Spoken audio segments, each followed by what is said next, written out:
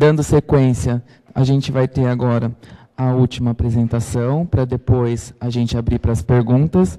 O professor Vanderlei da Silva Paganini, que ele possui graduação em Engenharia Civil pela Unesp, mestrado em Saúde Pública pela Faculdade de Saúde Pública da USP e doutorado em Saúde Pública também pela USP.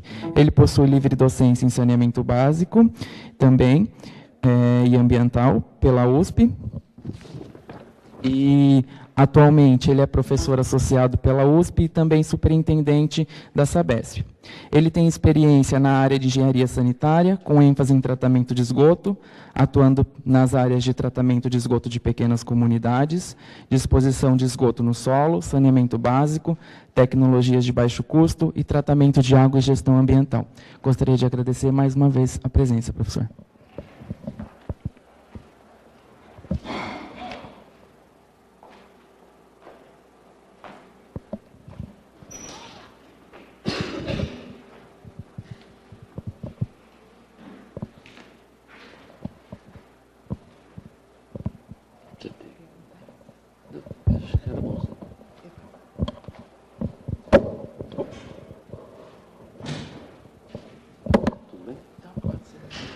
Bom dia a todos.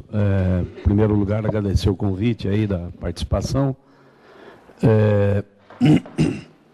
Na verdade, escolhi esse tema porque os nutrientes, a natureza e os tratamentos terciários, nós estamos entrando numa fase, o saneamento em todo lugar... Oi, tudo bem? Em todo lugar do mundo, o saneamento ele foi feito paulatinamente, né?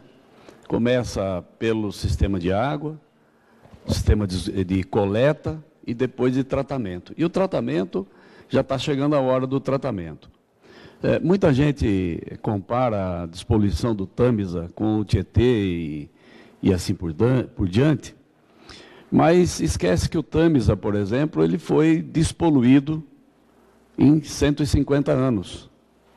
Além disso, o Tâmisa também tem um outro tipo de controle que, quando o oxigênio dissolvido começa a decair, sobe os barcos aeradores.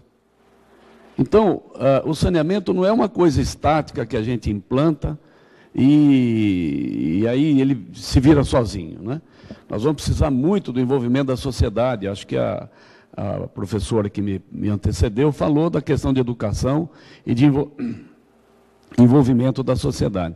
Então, essa é uma palestra bem curtinha que eu vou trazer para vocês. Não tem novidade nenhuma no que eu vou trazer em termos de tecnologia, mas tem uma inquietude no que diz respeito aos nutrientes, que é uma questão prática e nós podemos estar perdendo mananciais. Nas regiões metropolitanas, nós estamos perdendo a qualidade dos mananciais. Isso sem medo de errar.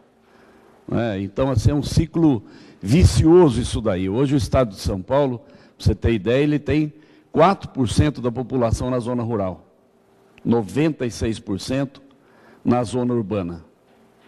Então, a região metropolitana deve crescer em relação a, mais ou menos, só para você ter ideia, a região metropolitana de São Paulo, o Brasil, de 1940 a 2020, deverá estar crescendo da ordem de 500%. O Estado de São Paulo deverá estar crescendo da ordem de 600%.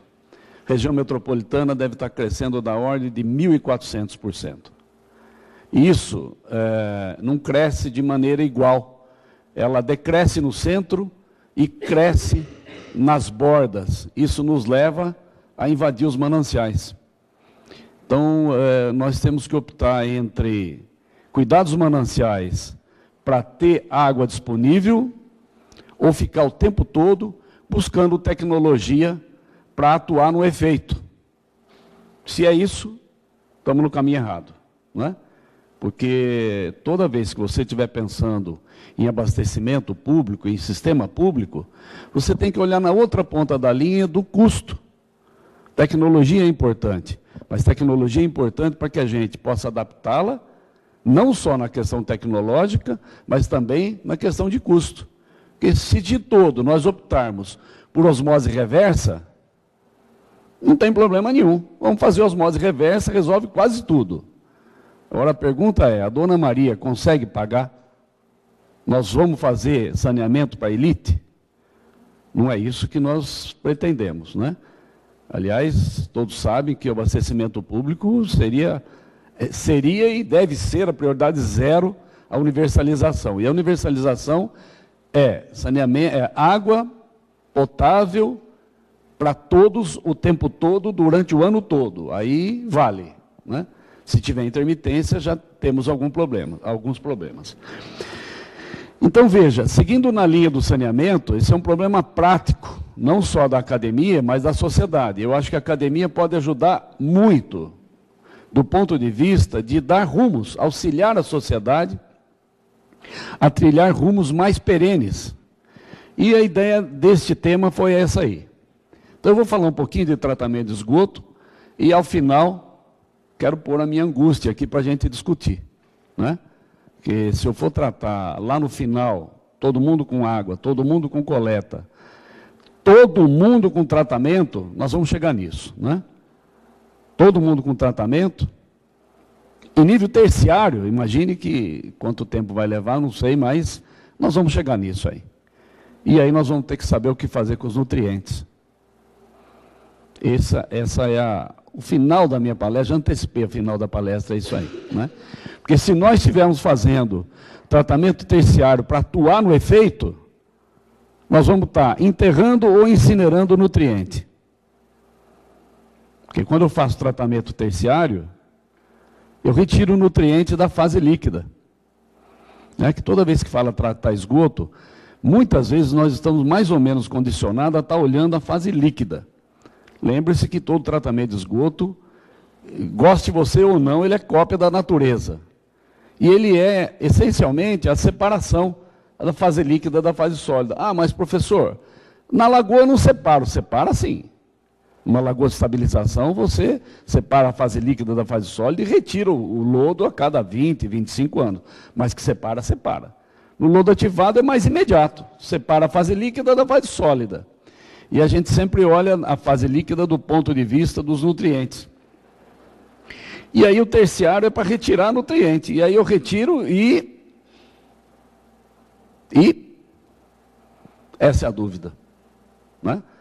Eu tenho visto muitas exigências do ponto de vista de tratamento terciário, porque nós estamos também em vias de discutir o reenquadramento dos corpos d'água. Todo mundo sabe disso, né? E é claro que também não dá para ser feliz, tem que para ir para o céu, tem que passar no purgatório, né? Tem que ter metas progressivas. Ninguém sai do inferno e vai para o céu sem pagar os pecados, né? Então tem que ter metas progressivas e temos que ter juízo na discussão do enquadramento dos corpos d'água.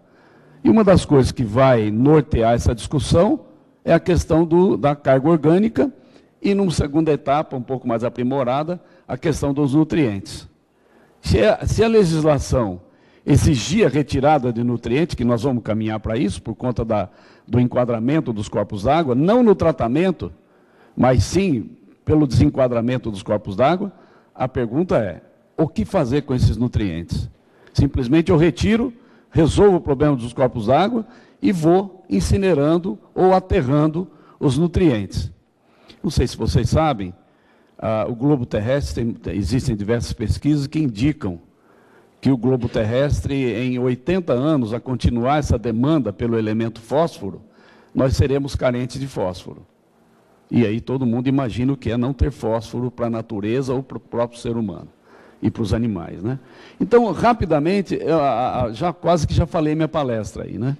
É mais ou menos isso daí que eu queria discutir com vocês. Mas, rapidamente, pode me ajudar, Miriam, por favor? Essa é uma realidade brasileira, mas veja, toda vez que a gente olha nisso aí, 82%, isso daqui me aterroriza.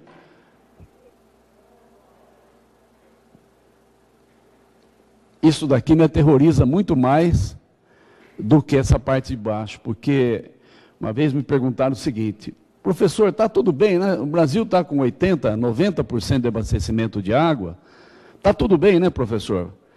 Depende do ponto de vista. Se você estiver nos 10%, não está. Se você estiver nos 90%, está. Né? Poxa vida, 10% nós estamos falando de 19 milhões de habitantes sem água potável. Esse é o caos. Né? E depois nós vamos falar da coleta e do tratamento. Do ponto de vista do Estado de São Paulo, é uma situação um pouco melhor, mas como a professora que me antecedeu colocou, nós temos questão de criticidade hídrica do ponto de vista de quantidade.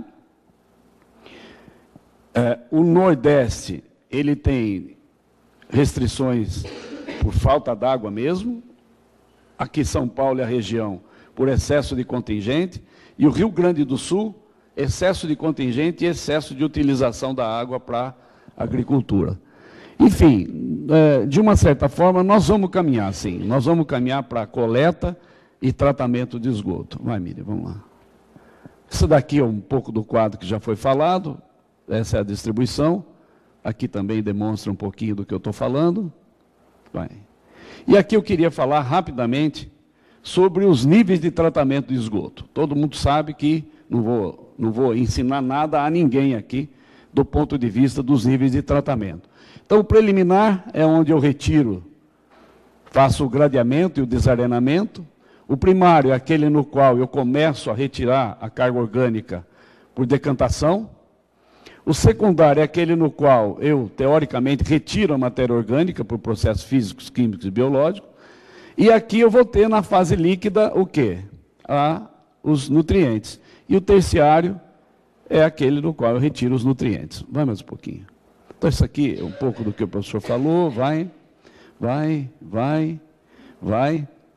Vamos olhar um pouquinho isso daqui. Um pouco mais de detalhe do que havia dito. Ninguém passa por terciário, nem pelo secundário, sem passar pelo nível preliminar e primário. Mas vamos ver o que eu faço no esgoto bruto. Nível preliminar, gradear, o que eu tenho de subproduto aqui? O gradeado e a areia. Aí eu tenho o efluente, sem material grosseiro, e areia. Nível primário, eu tiro o lodo, que retiro um pouco de matéria orgânica pelo lodo, passo a ter um efluente 2, que é uma DBO reduzida, próximo de 50%. Nível secundário, eu retiro o lodo e passo a ter o efluente, que é a DBO reduzida em 95%, mais nutrientes. E aí o terciário, de um lado o lodo, do outro lado nutrientes. Aí a pergunta é a seguinte: primeiro, uma dúvida social que nós temos, né?